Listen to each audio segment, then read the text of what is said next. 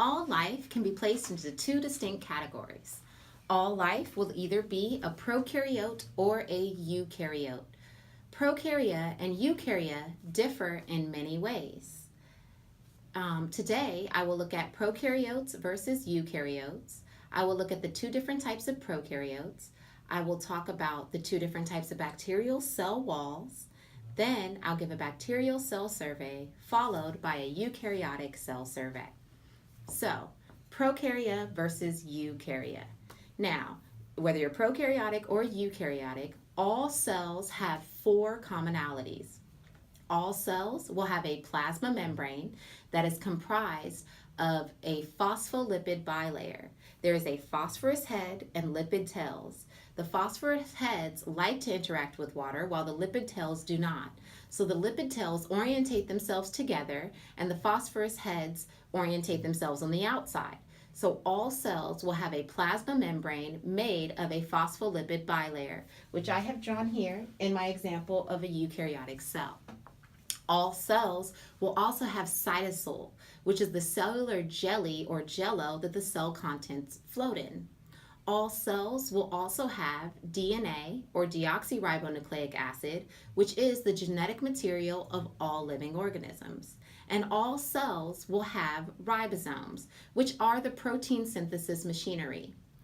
Central dogma states that DNA goes to RNA and goes to protein. We need protein complexes called polymerase to take DNA to RNA, and then we need ribosomes to take that RNA and to create a protein from that RNA. Now, ribosomes will take single amino acids brought by tRNA or transfer RNA and put those together into a polypeptide chain of amino acids. Therefore, every protein is a polypeptide chain of amino acids created by a ribosome. Now, eukaryotes versus prokaryotes. Prokarya are simple and eukarya are considered complex. Eukarya are considered complex because they keep their DNA, their genetic material, inside of a membrane-bound nucleus.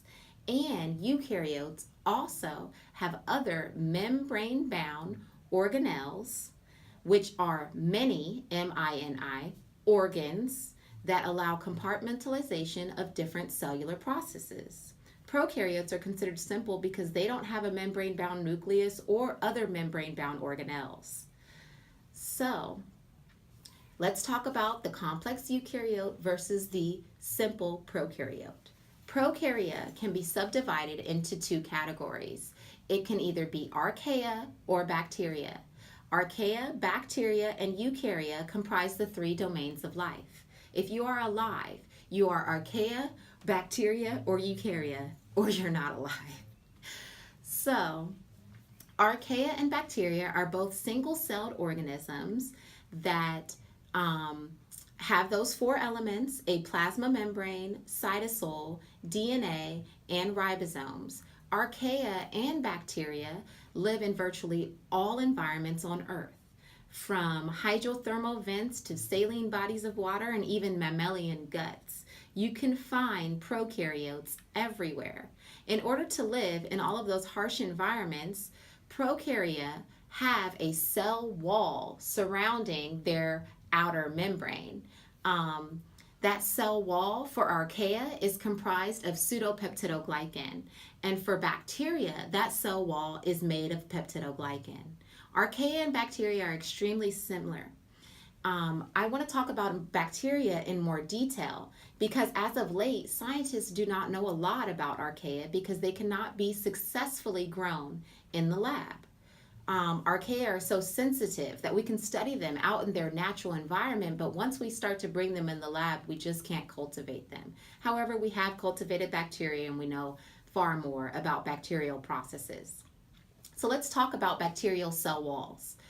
Hans Christian Graham created a stain in order to give a visual representation of the microscopic elements of a bacterial cell wall. Bacterial cell walls all contain peptidoglycan. That peptidoglycan layer can either be extremely thick or extremely thin between the inner membrane and another outer membrane. So for the Gram stain, if a cell has a thick layer of peptidoglycan, it is considered a Gram-positive stain, and it will show up purple after the stain.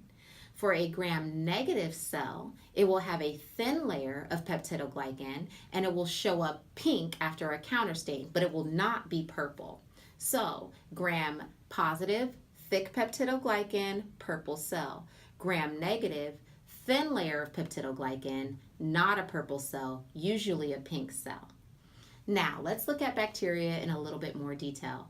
Keep in mind those four elements. All bacteria are going to have their phospholipid bilayer. They're going to have cytosol. They're going to have DNA, and they're going to have ribosomes.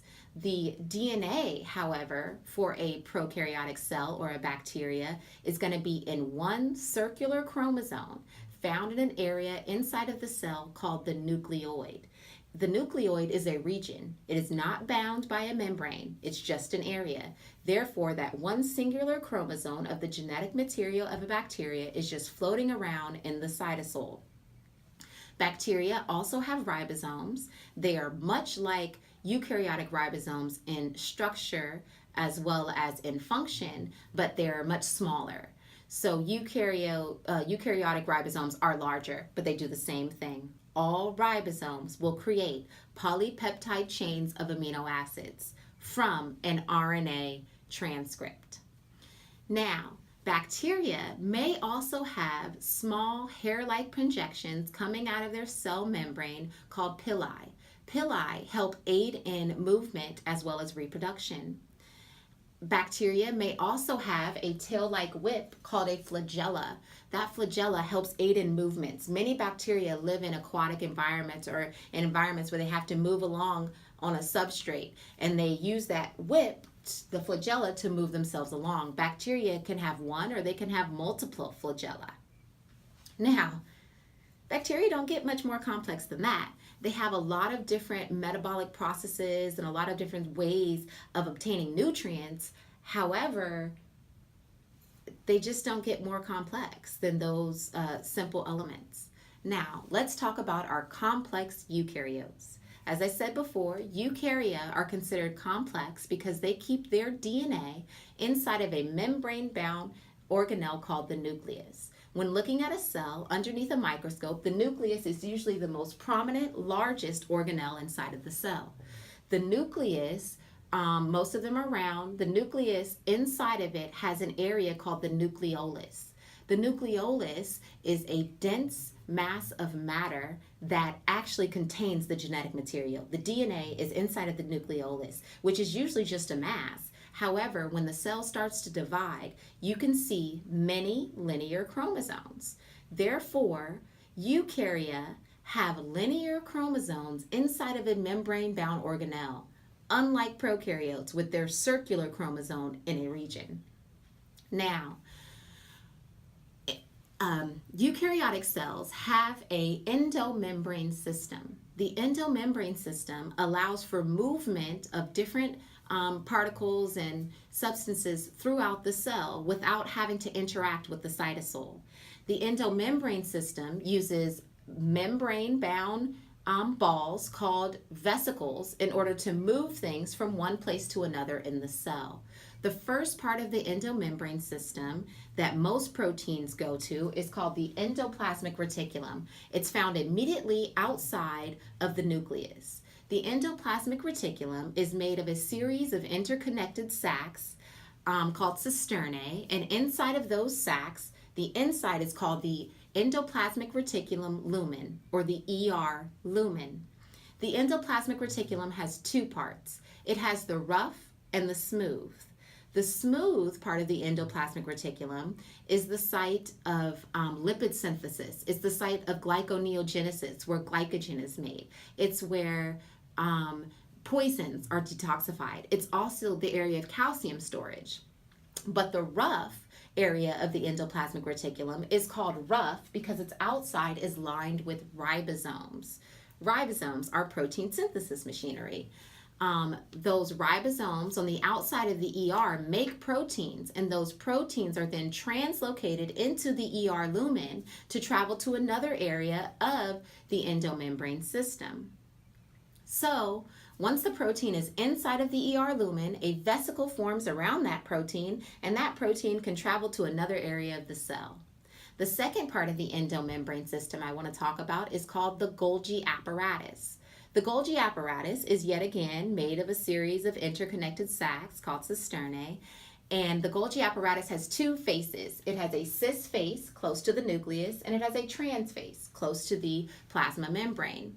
Proteins travel through the Golgi apparatus from the cis face to the trans face, and during that travel, they are modified.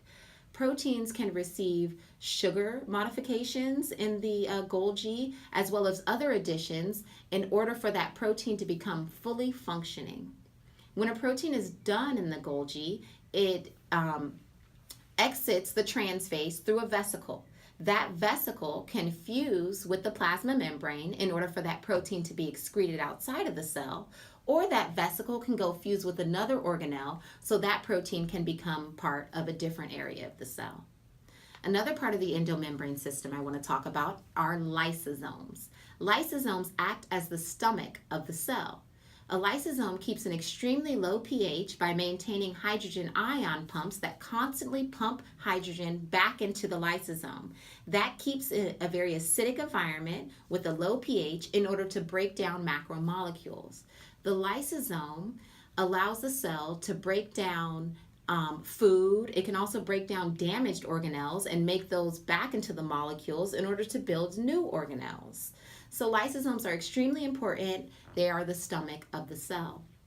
Another area of the endomembrane system are vacuoles. There are various vacuoles in eukaryotic cells. We have protists that have contractile vacuoles. Protists usually live in aquatic environments, and therefore they take on a lot of water. But we don't want the cell to lyse, to burst open because of all that water. So protists use their contractile vacuole to constantly pump that water back out to keep their cell inside at a certain homeostasis. We also have food vacuoles that hold food in order to wait for the lysosome to be ready to break down that food. We also have vacuoles that will hold water inside of plants. There's vacuoles that hold inorganic ions. So you'll find various types of vacuoles inside of eukaryotic cells. Another organelle inside of eukaryotic cells are called peroxisomes. Peroxisomes are important because they take long chains of fatty acids and break those down into smaller chains of fatty acids in order to go to the mitochondria and be turned into energy, and they create a byproduct called hydrogen peroxide. Peroxisomes have a lot of enzymes inside of them in order to do different things inside of their cell. One of the most notable enzymes inside of a peroxisome is called catalase. Catalase takes that harmful hydrogen peroxide and turns it into harmless CO2 and water. Now, inside of plant cells, we're going to have chloroplasts. Chloroplasts are extremely important to all life on Earth. Chloroplast is the site of photosynthesis. Photosynthesis is the process of using the sun's light energy and turning that into sugars from using harmful CO2 gas and water. And so chloroplasts are extremely important to all life on Earth. Without plants, without chloroplasts, there would be no clean air, and there also would be no food. All food comes from plants. So even carnivores, right, meat eaters, they're going to eat an animal that ate a plant. So plants are called producers because they produce all of the energy that all of the organisms on Earth use. There are some variations on that. There are some organisms at the bottom of the ocean that use like sulfuric acid and different things. They have different processes, but most of the things on the planet are going to use plant energy from the sun. So eukaryotic cells are also going to have a microtubule organizing center. The microtubule organizing center is extremely important when it becomes time for the cell to divide. The microtubule organizing center has two centrioles surrounded by a paracentricular mass of proteins. Centrioles are two circular things that are arranged at 90-degree angles to each other. They are extremely important to eukaryotic cells.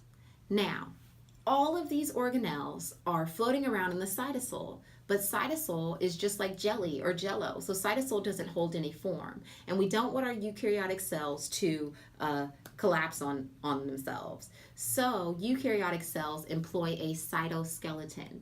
Just as its name suggests, the cytoskeleton is a skeleton inside of the cytosol. Cytoskeletal elements can either be microtubules like the MTOC, it can be actin filaments, or it can be intermediate filaments. The cytoskeleton creates structure and form for the cell, and it allows it also helps aid in the movement of different cellular contents. So that cytoskeleton is extremely important, holding the cell's form and structure. Now, you see, we have our simple prokaryotes. They're not going to have anything but the cell wall, cell membrane, a circular chromosome in the nucleoid, ribosomes, possibly flagella and pili. And then we have our extremely complex eukaryotes. Nucleus with the DNA in membrane-bound organelles. And then we have our endomembrane system containing our endoplasmic reticulum, our Golgi apparatus, our lysosomes, our vacuoles. Then we're going to have peroxisomes. We're going to have chloroplasts if you're a plant cell. You're going to have cytoskeletal elements. So I love eukaryotes because they're extremely complex. As we dive deeper into biological concepts, I want you to keep in mind the simple prokaryote versus the complex eukaryote. So here I have a few crude drawings. I have my eukaryote here and I have my prokaryote here.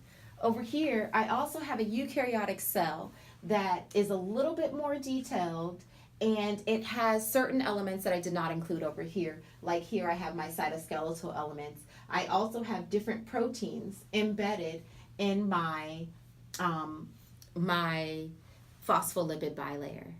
Okay, thank you so much for watching.